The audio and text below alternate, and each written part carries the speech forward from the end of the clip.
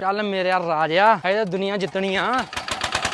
ਉਸਤਾਦ ਯਾਰ ਕਿਤੇ ਅੰਦਰ ਸੀਟਾਂ ਪਰ ਹੋ ਗਈਆਂ ਵਾ, ਜਿਹੜਾ ਤੂੰ ਪਹਿਲਾਂ ਹੀ ਬਾਹਰ ਖਲੋ ਗਿਆ, ਨਾ ਤੂੰ ਆਪ ਵੜੇ ਨਾ ਕਿਸੇ ਨੂੰ ਵੜਨ ਦਵੇਂ। ਮੇਰਾ ਭਰਾ ਅੰਦਰ ਬਹਿ ਯਾਰ। ਤੋਰ ਪੈ ਭਾਊ, ਸਵੇਰ ਦਾ ਇਹਨੂੰ ਚਮਕਾਈ ਜਾਂਦਾ ਹੁਣ ਇਹਦੇ ਇਕੱਲੇ ਪਿੱਛੇ ਥੋੜਾ ਮੈਂ ਗੱਡੀ ਤੋਰ ਲੈਣੀ ਆ। ਹੁਣ 2-4 ਸਵਾਰੀਆਂ ਬਿਠਾ ਕੇ ਹੀ ਤੁਰੂੰਗਾ। ਇਹਦਾ ਸਵੇਰ ਦਾ ਜ਼ੋਰ ਪਾਇਆ ਭਾਜੀ। ਕੋਈ ਮਿੰਟ ਦੀ ਦੇਰੀ ਆ, ਮੇਰਾ ਭਾ 2 ਸਵਾਰੀਆਂ ਹੋਰ ਬਹਿ ਜਾਂਦੀਆਂ ਨਾ, ਆਪਣਾ ਕੰਮ ਚੱਲਦਾ ਹੋ ਜਾਣਾ ਸੀਗਾ। ਮਾਤਾ ਜਾਣਾ ਵਾ, ਆ ਜਾ ਮਾਤਾ ਆ ਜਾ, 5 ਘੱਟ ਦੇ ਦੀ ਮਿੰਨੀ ਬੱਸ ਪਹਿਲਾਂ ਪਹੁੰਚਾ ਦੂੰਗਾ।